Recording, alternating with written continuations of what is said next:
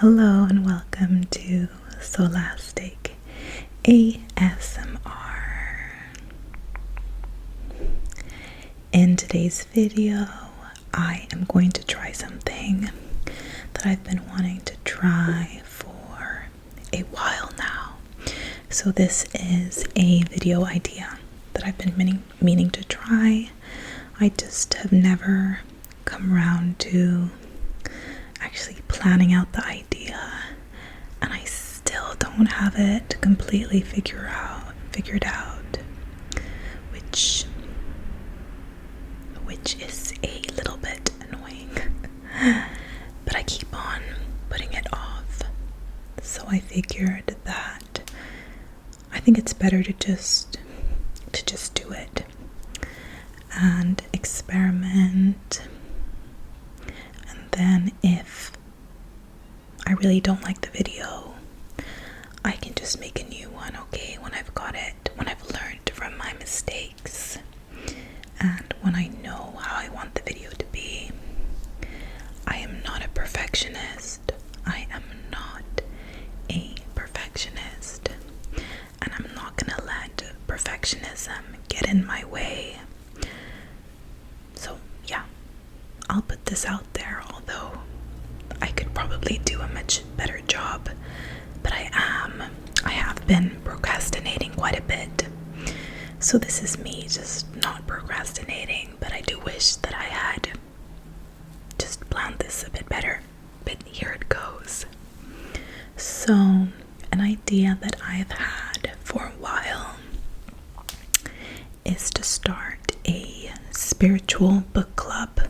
I've actually never been part of a book club in real life. I've always loved reading, but I've been a mother for 9 years. I have 2 kids, so I don't know when I'm gonna find the time to discuss books. And the past 5 years, I've mostly been reading self-development books. So yeah, I'm one of those people. I am one of those people that reads personal development and self-development, self-improvement books.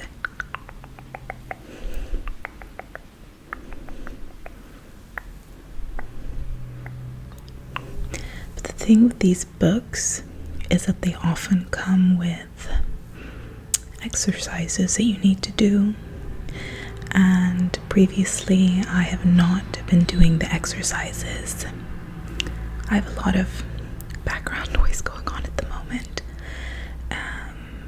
I have a new computer and I have not figured out how to download the software that I was previously using, so I don't know if I'll be able to take away the background noise. I feel like this video is turning into a bit of a rambling video, but as I was saying, I've had this idea to start a book club, but for spiritual books, and I would love people to meet on a regular basis in person. I love doing things in person. Absolutely love meeting people in person more than digitally, like via Zoom or something. But that could be something I do, and I might actually end up starting a whole new channel with this concept that's not even ASMR. But as for now, let's just do an ASMR video. Gosh, I just can't get to the point. But these past weeks, a friend and I have been reading a book together. So we do 1 chapter every week, and we read the chapter once a day, and then we text each other at 12 o'clock every day if we have done the assignment. So if we've read the chapter, and if I haven't had time to read the book that day, I don't send a text, and I just send an emoji that I've done my assignment.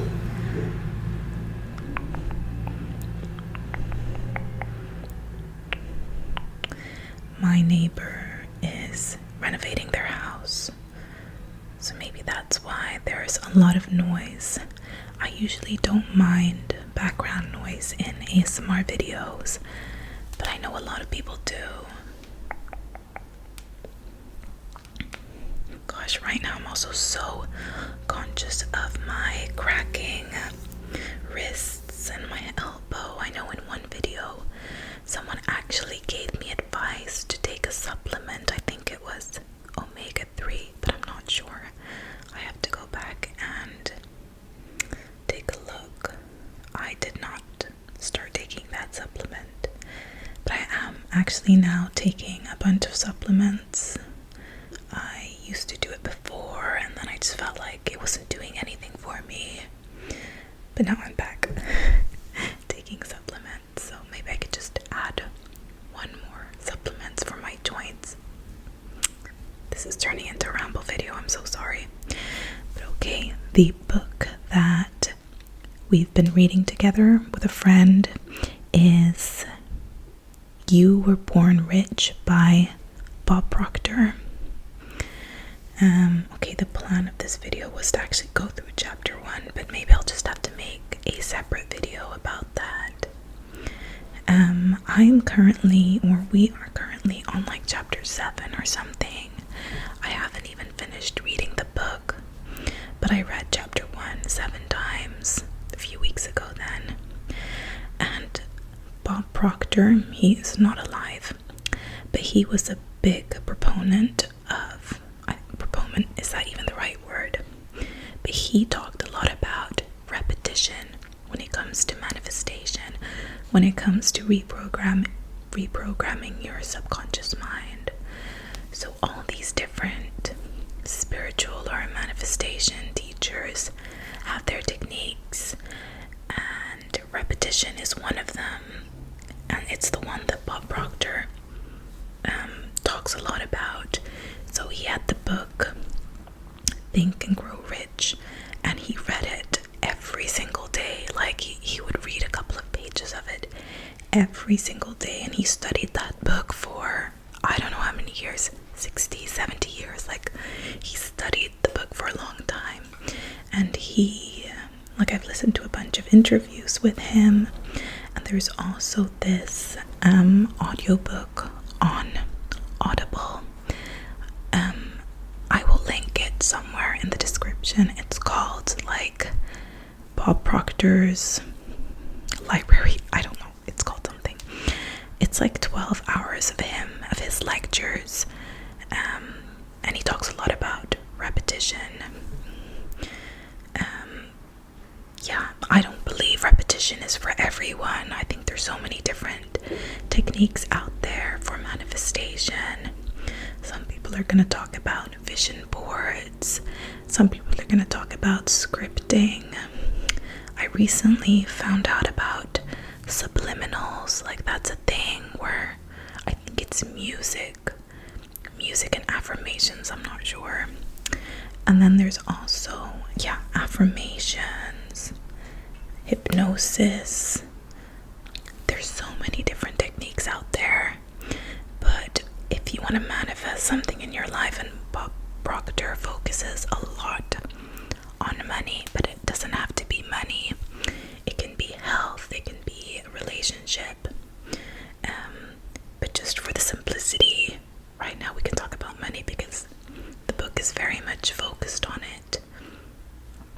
Well, it comes down to reprogramming your subconscious mind, and I find this topic very, very interesting because I've been on this, healing journey. I'm kind of tired of being on a healing journey. It sounds so corny, but I've been on this healing journey.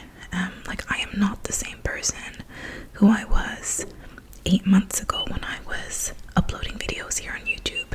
I'm definitely not the same person that I used to be 5 years ago when I started really diving into spirituality and different concepts. Yeah.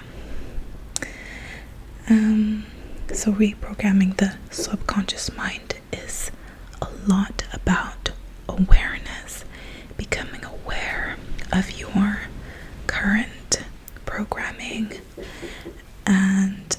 Bob Proctor mentions that, you can just find out what a person makes every month, and that sum or that amount says a lot about the person. It basically says how much that person is worth. Like your monthly or annual salary is a reflection of your self-worth. That's what he says. Okay, don't kill the messenger. And I really do want to earn more money, so this book is very appropriate for me. And my friend who's reading it is not very interested in making more money. There are other areas that they want to improve. But I think I'll just dive into the first chapter. And I don't know if I mentioned it, but the book is available for free online. I mean, that's so great. That's why we thought it was a perfect book to start with. And that's why I also want to make this video, because you can just download it.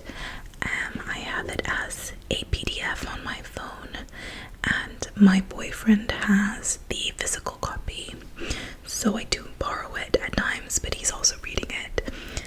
So right now he's got it, so I've just got my phone. Yeah, and I've got some notes on my computer. But wouldn't it be such a good idea to have a book that you would read over a longer period of time, and that you would meet like once a week or something and just discuss one chapter at a time or one concept at a time? Because every time you read something, or every time you watch a YouTube video or listen to a podcast episode, especially if some time goes by, new things are gonna become apparent to you.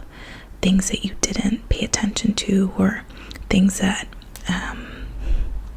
you didn't understand at the time are gonna start making a lot more sense. Like I have this one interview with Joe Dispenza when he was on the Diary of a CEO's podcast. I think the interview was like 2 hours long, and every single time I listen to it, I discover new things. And this is what Bob Proctor talks about, that you discover and you hear new things, the more you raise your level of consciousness. And actually you do raise your level of consciousness by learning and repeating things. Okay, back to the first chapter. It's called Me and Money. And he does write, why the focus is on money is because money has a huge impact on your life. It is the number one thing that's gonna affect every area of your life.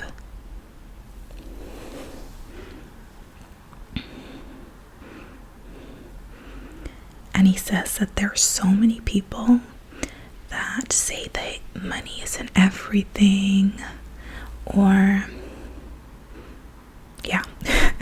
but that, we can't deny the fact that money is very important. It dictates where and how we can live, and what kind of stuff we can buy, what type of food we can eat. If you haven't got a lot of money, you can't maybe feed yourself the nutritious food that you actually need in order to live a great life. So that everybody should have a deep understanding about how to acquire money. Yeah.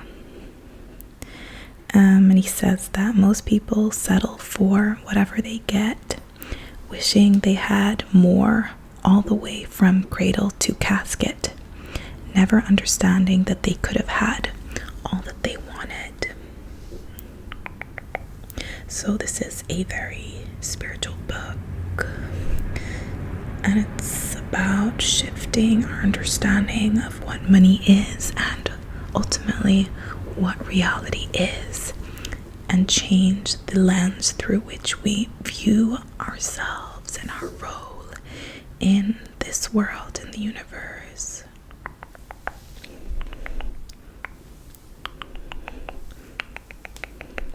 And I also have to say that, like, I'm not a fan of Bob Proctor or anything.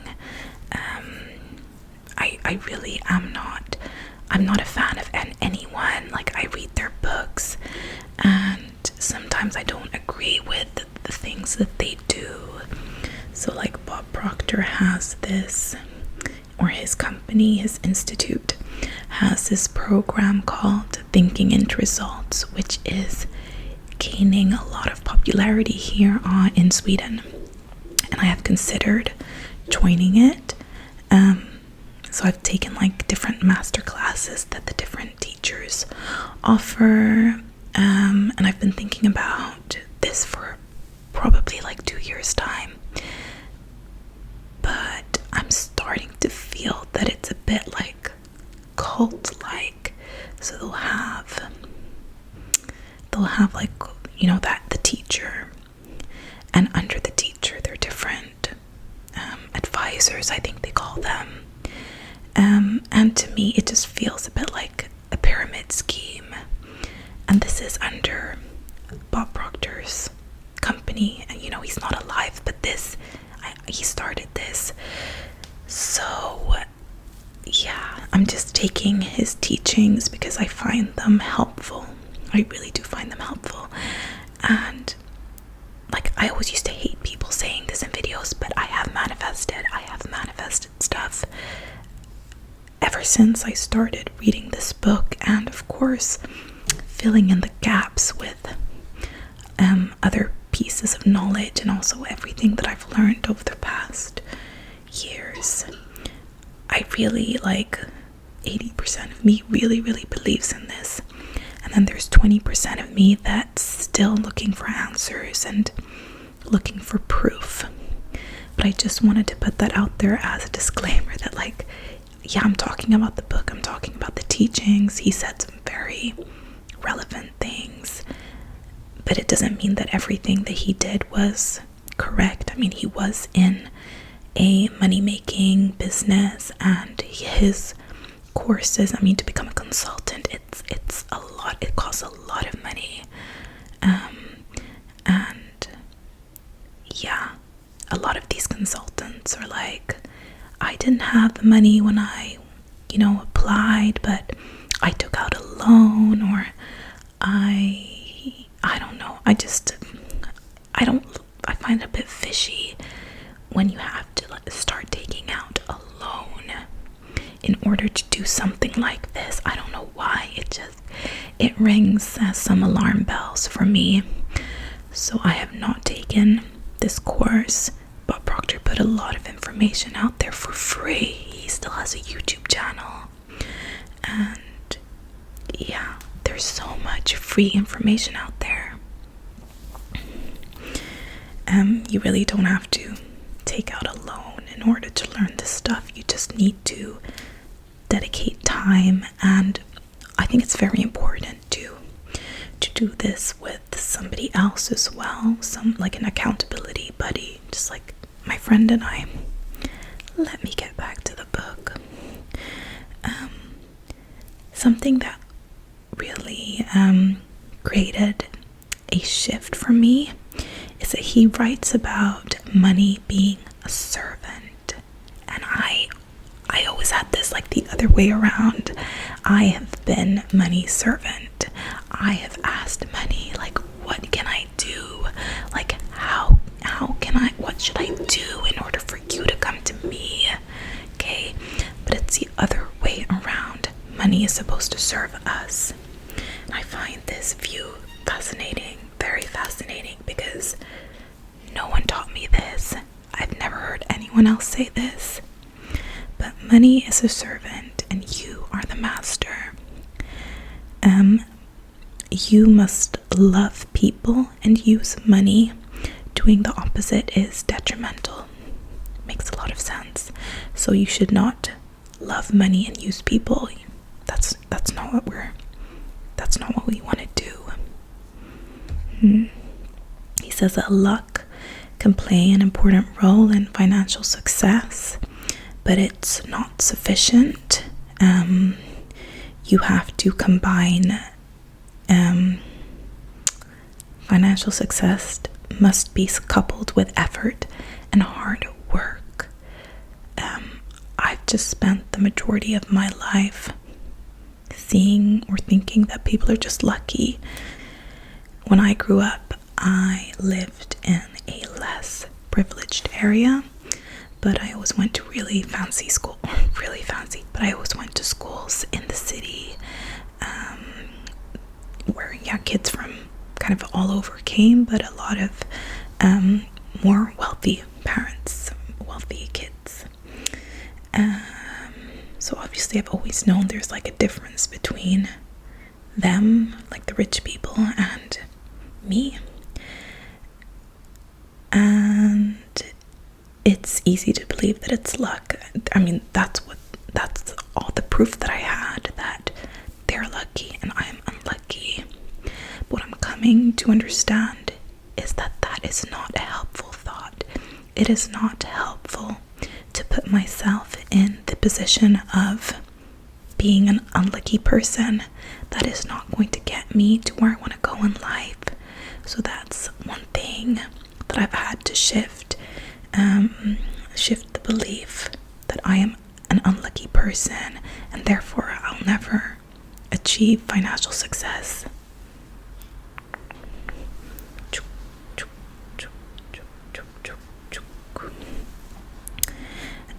He also writes that money must circulate. Money is valuable only when it is being used.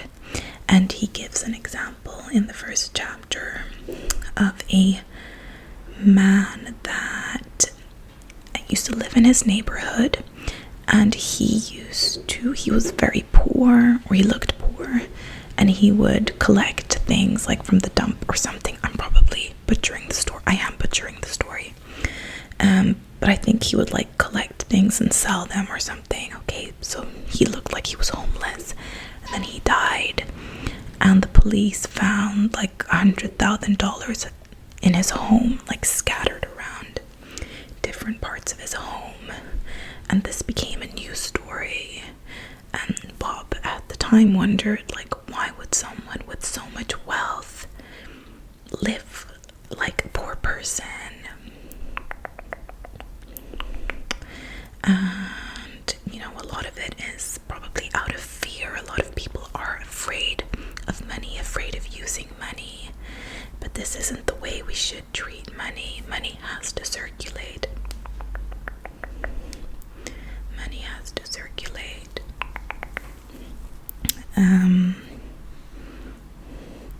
So once money is taken out of circulation, it's useless. Money is meant to be used, enjoyed, and circulated.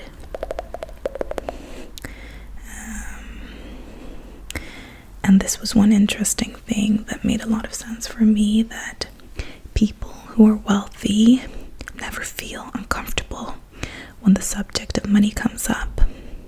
And it's not because they have money that they feel comfortable. Wealthy people have money because they feel comfortable with having money.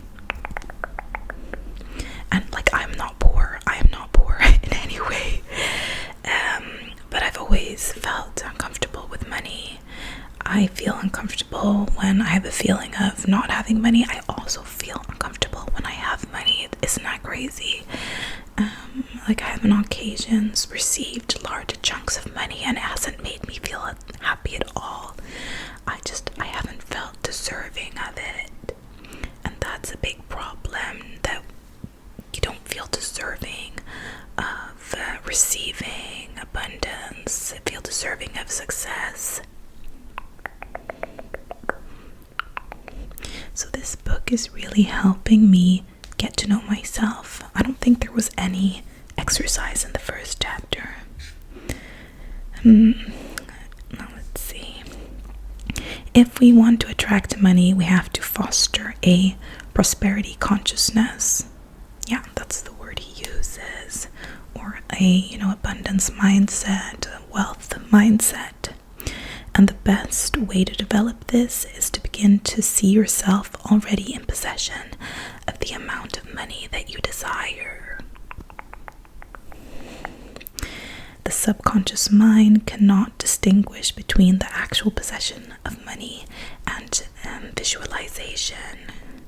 And so many people say this. I've heard so many teachers, I don't know if we call them spiritual teachers, but I've heard Joe Dispenza say this. I've heard different coaches say this. I don't want to name names because I might make a mistake. But yeah, the subconscious mind, it's like a computer program. It just accepts whatever gets fed into it. It's our conscious mind that is the gatekeeper. So if we can get a belief past the conscious mind, then it can reach our subconscious. And our subconscious mind controls like 90% of our thinking or something like that. I'm not sure. But it determines like a very large amount, over 90% of our beliefs. Yeah. So whatever we are subconsciously thinking, that's what we're putting out into the world. And, we're going to come back to this probably in another chapter, that what we put out into the world is also what we put out into the world is what comes back. So the subconscious mind is just very important when it comes to manifestation, because that's how we manifest. Whatever resonates with our subconscious mind is what we manifest outwardly. So if we do not believe that we are worthy, then we will not receive things that make us feel worthy. We first have to feel worthy internally in order to experience things that make us feel more worthy externally. Okay, moving on. Okay, if you want money, you should never worry about whether you will get the money you desire or whether you will keep it.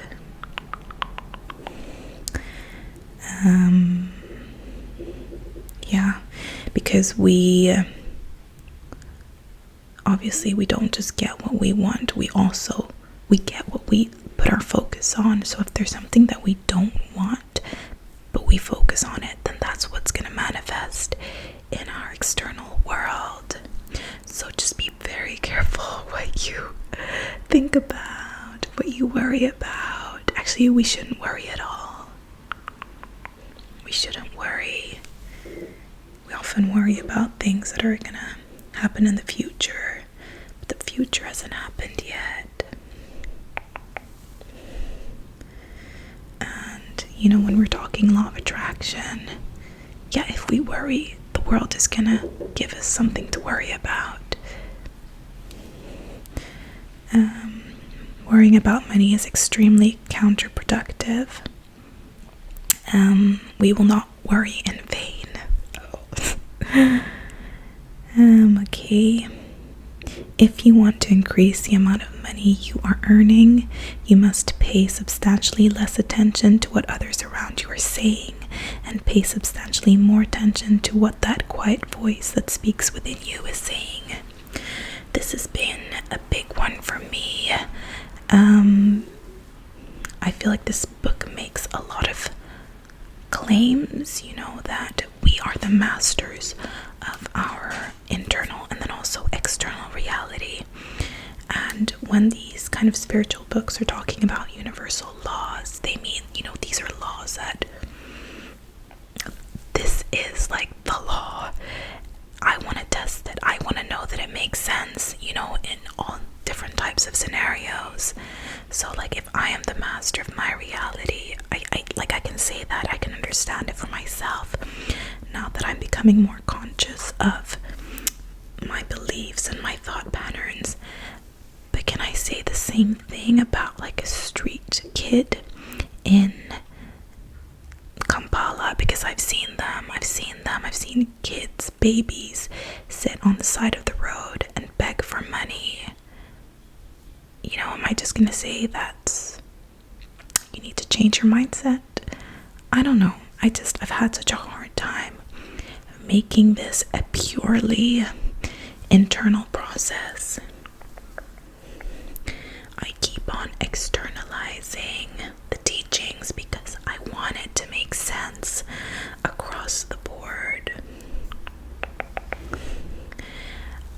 That's why I think I said that I believe in this to like 80%. I really want to believe in it 100% because I know that my life would be so much better then. And yeah, I'm still reading. That's why I'm still reading. That's why I'm still trying to learn about this stuff. Let's see here. Where are we? You must become less susceptible to outside influences and more inclined to trust the instincts and feelings that lie within you. So I'm just, of course I care about the world. I care about what's going on. We have a lot of ongoing conflicts. It's the world is in a scary state at the moment. But I'm really also making this, I'm making this about myself. Okay, I have to trust that healing myself is also good for the whole world. Yeah.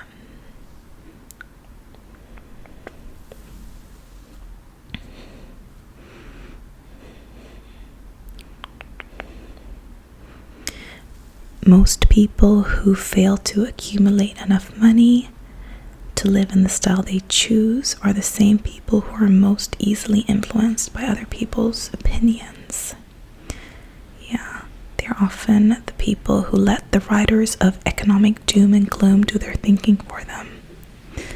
I once heard someone in an interview say that, like, when the economic recession started, they were like, I'm not going to participate in the recession, and I found that so funny, and I use it now. Like, if I hear about some kind of negative energy, I'm like, I'm not going that way. Just center myself. Okay, I don't believe in like love and light. I mean, obviously I can see what's going on in the world, and yeah, life can be tough, it really can, but I don't have to take in everything. I really don't have to, and neither do you. Let me just see how much I've got left here. This was a good one. Human beings will never enjoy anything they are not yet consciously aware of. That's why we have to practice awareness through meditation, through journaling, just through like mindfulness practices, taking a walk by yourself without your headphones on. You can't even enjoy your current life if you're not aware of what you got. And I struggle sometimes with like gratitude practices. Like, a lot of people say that you should I think Bob Proctor actually says that you should write down 10 things that you're grateful for every day. I've done that. Sometimes I can't feel that nice, grateful feeling, but I always make sure when I feel gratitude, and I do feel it on a daily basis, that I say it out loud, that I really stop and feel the nice feelings, so I do really pay attention. I have so much in my life to be grateful for. Yeah. And so do you. We all do.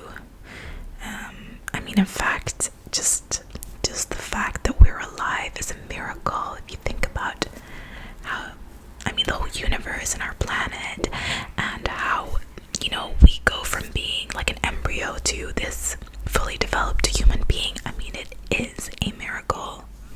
It really, really is.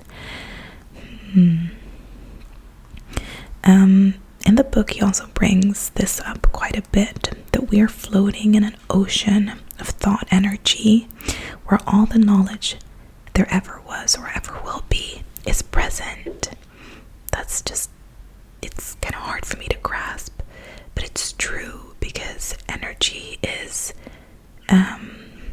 never destroyed, and I mean, for all I know, we haven't created like new matter. I mean, I guess we create different substances because of chemistry and, I don't know, science.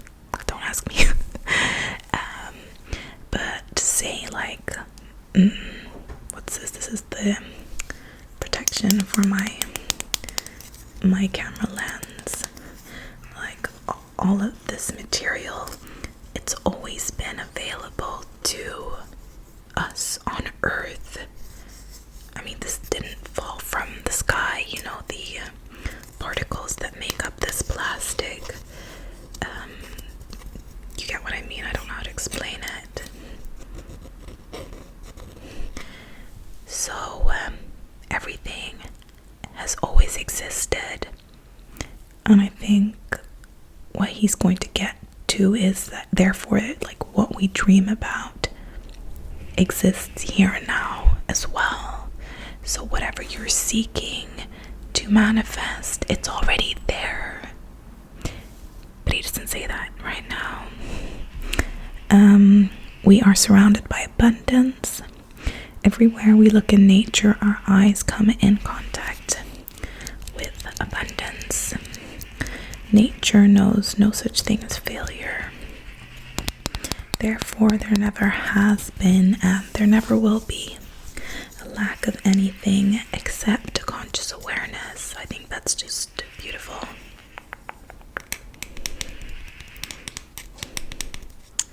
We must practice conscious awareness.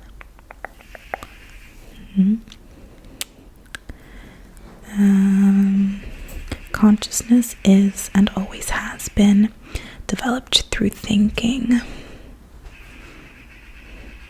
And if you ever want to improve your life, you have to begin thinking about prosperity now. We also have to understand how we have been conditioned. I feel like I have something in my eye. Yeah, we have to understand how we have been conditioned. So, what are our beliefs? What are our current beliefs about money or whatever it is that we want to change? You know, is it that we believe that all men are trash? Then we have to understand why we think like that. And we have to understand why we're getting the results we're getting. So it's like, if we want to meet someone and we cannot meet the right person, why? Or why do our, you know, whatever we want to attempt to do, why do we always end up in failure? And how can we change our way of thinking and condition? And because it starts with us. It really, really does. It takes a lot of effort and diligent work to do this. This is why few people actually change, but it can be done. And here is Bob Proctors' idea that any idea can be planted in the subconscious mind by repetition of thought, empowered by faith and expectancy. So he's very much for changing our thoughts. Yeah, we also have to have faith, and we have to also expect that whatever it is that we want to see change in our lives, that it's actually going to happen. Yeah, and this makes a lot of sense. I can manifest easily in certain areas of my life because I am expecting it to be easy and effortless, but then I also have these areas of my life there where I struggle and have been struggling for years. So I'm actually trying to kind of neutralize my, you know, the areas that I'm struggling with. I'm trying to neutralize them and kind of shift into the other side of just expecting that it's going to be easy and effortless.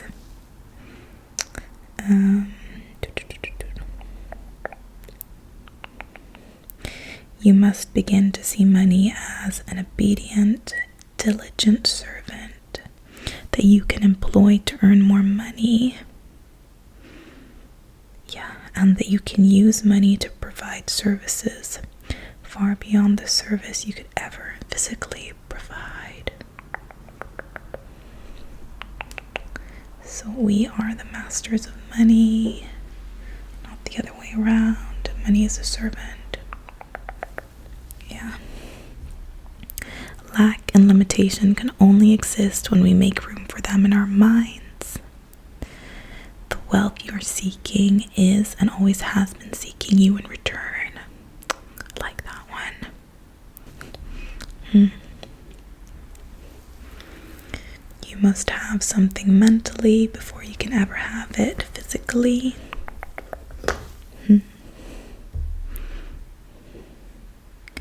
Okay. And in chapter 1, it's a long chapter, he went through a lot of things, but he writes that we are constantly living simultaneously on 3 distinct planes: the spiritual plane of thoughts, the intellectual plane of ideas, and the physical plane of results. And the spiritual plane, that's our highest potential. The intellectual plane of ideas is the middle potential, and the physical plane of results is the lowest potential. Actually, I can't remember this part. So let me just read from my notes. These are notes that I took as I was reading the book, because that's how I learn. I learn by reading and writing, and I've actually also, like on the side of my document, I added some of my own comments, like from my own experiences in my own life. So I can really recommend that. I know everybody learns differently, but I learned through writing and talking.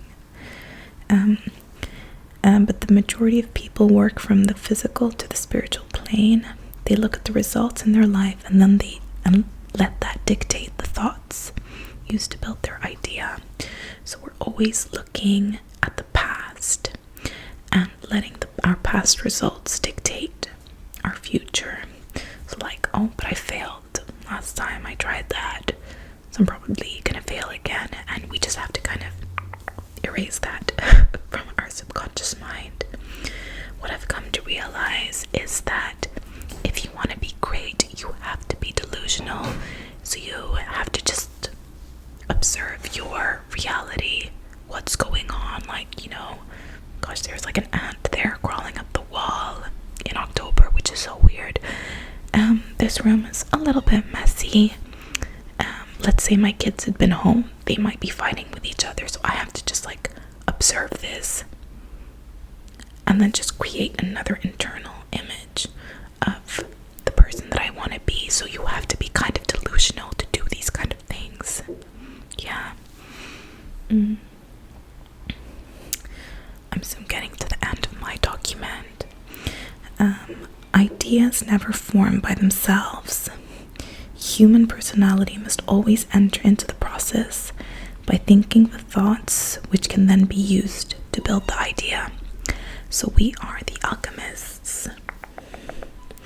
Without us, only energy, thought forms would exist. So it's through our physical... Why haven't I tapped on this? It's through our human physical vessel that things can be manifested. Maybe that was too loud, I don't know.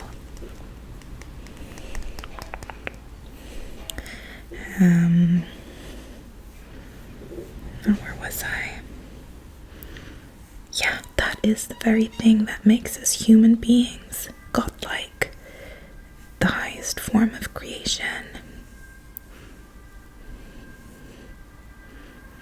Be good to yourself, choose magnificent ideas, and stop permitting your physical world to control your thinking. So yeah, that's what I was talking about. Like, you have to be crazy, you have to be delusional.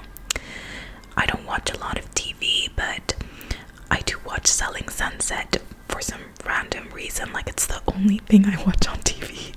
I started during the pandemic, and it's the only thing I look forward to watching. And in the last episode of the latest season,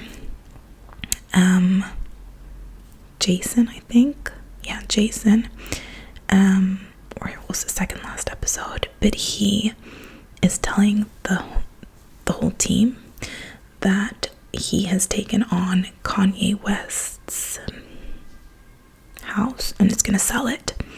And the house was designed by some famous architect that works with like cement. But what Kanye West had done was that he had taken out like all of the doors and all the windows, so it was just like a bare building. It looked like a parking, like a garage. It was just like a gray building with nothing. And Jason was like, yeah, so we're gonna sell this for $40 million or something. Okay, you should watch the episode. I don't know exact details.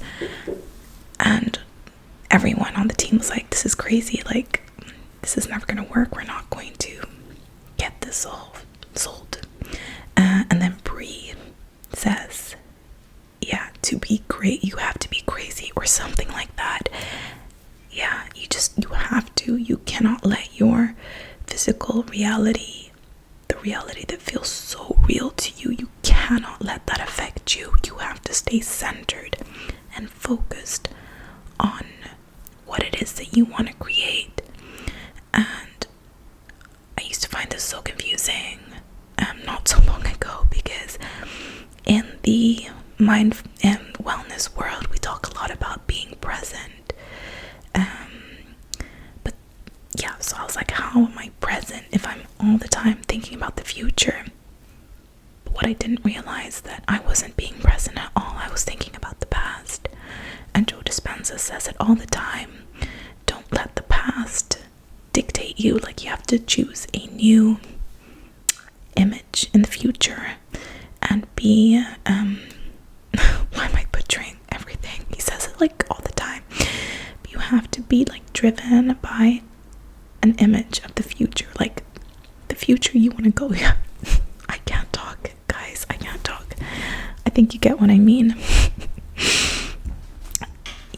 What I'm saying is, you have to be crazy, you have to be delusional, and you just have to kind of ignore your current present situation. I don't even know, I'm still trying to do it. I feel like I get it. But you have to be dictated by a vision of the future, not by a vision of the past. That's what he says. The last thing I've written about this chapter is that envy is ignorance. I've struggled a lot with envy. It's so annoying. I hate being envious of people. I hate it. But I am. But he writes, to look at another person's results and envy them is unwise, for those people first chose their thoughts in order to build a picture in their mind of the good that is now manifest in their life, and they chose those thoughts from the infinite source of supply that is available to us all.